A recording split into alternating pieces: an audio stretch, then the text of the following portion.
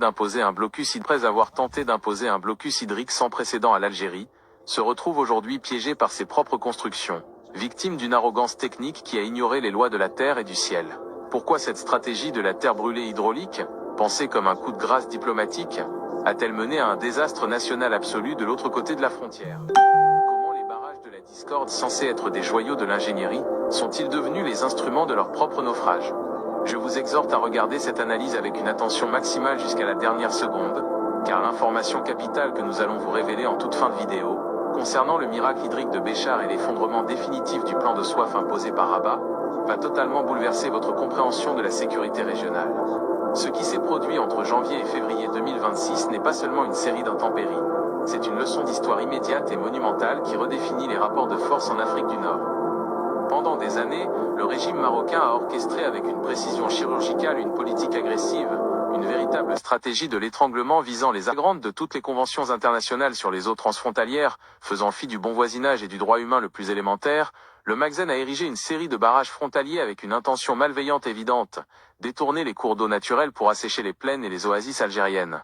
Le ministre algérien de l'hydraulique, Taha Derbal, avait déjà alerté la communauté internationale sur cette prétendue politique de développement qui cachait en réalité un dessein de sabotage écologique. Le Maghreb a investi des sommes colossales dans des projets comme le barrage de Kadoussa, avec ses 220 millions de mètres cubes, et le monstre de béton de Kangrou, conçu pour capturer 1 milliard de mètres cubes d'eau. L'objectif était clair, tarir définitivement le barrage de Djorf Torba à Béchar, condamner l'agriculture locale et forcer l'Algérie à une crise humanitaire majeure. C'était un pari sur la soif, une tentative cynique d'utiliser l'eau comme un levier de chantage politique pour obtenir des concessions territoriales ou diplomatiques. Cependant, la réalité du terrain en ce début d'année 2026 a violemment contredit les simulations des ingénieurs de Rabat. Les vents de la destinée ont tourné, et avec eux, les nuages chargés de pluie torrentielle. Ce qui devait être l'arme de destruction massive du Maghreb s'est métamorphosé en un cauchemar logistique pour le royaume. Le sorcier a été brûlé par son propre sortilège. Les précipitations exceptionnelles n'ont pas trouvé une gestion intelligente, mais ont au contraire révélé une infrastructure pensée uniquement pour la nuisance frontalière. Dans le nord et l'ouest du Maroc, des cités entières comme Ksar el-Kébir ont été submergées sous des flots incontrôlables. Le barrage d'Oued el-Makazine, saturé jusqu'à l'implosion, a obligé les autorités à des évacuations catastrophiques, déversant des masses d'eau sur les habitations de leurs propres citoyens dans un aveu d'impuissance totale. Au sud, le constat est plus dramatique encore. Les régions de Tata et Zagora, vantées comme des modèles de résilience, ont été balayées par des crues dévastatrices qui ont emporté ponts et routes, révélant la corruption et la fragilité d'un système qui privilégie la propagande médiatique à la protection réelle des populations. Ce blocus hydrique, censé affaiblir l'Algérie, a fini par noyer le Maroc sous ses propres contradictions, transformant les outils de l'agression en vecteurs de ruine nationale. Pendant que la désolation s'installait de l'autre côté de la frontière, l'Algérie vivait une toute autre réalité. Là où le voisin voyait une opportunité de destruction, le ciel algérien a versé une bénédiction inattendue. Les eaux que le Maroc tentait de capturer par le béton et le calcul politique ont retrouvé leur chemin naturel, dépassant les obstacles artificiels pour redonner vie aux terres de la Sahara. La nature a rendu son verdict. On ne peut pas emprisonner la vie indéfiniment. Les barrages marocains, malgré leur taille, n'ont pu contenir la puissance de la crue qui a fini par irriguer l'Algérie avec une générosité divine. L'Algérie, forte de sa diplomatie de paix et de sa gestion rigoureuse, a vu ses propres réserves se reconstituer en un temps record. Le barrage de Djorf Torba, que Rabat espérait voir se transformer en une cuvette de poussière, est devenu le symbole de cette victoire de la vie sur la haine. Il est désormais évident que bâtir une politique sur l'hostilité et le vol des ressources communes est une entreprise suicidaire.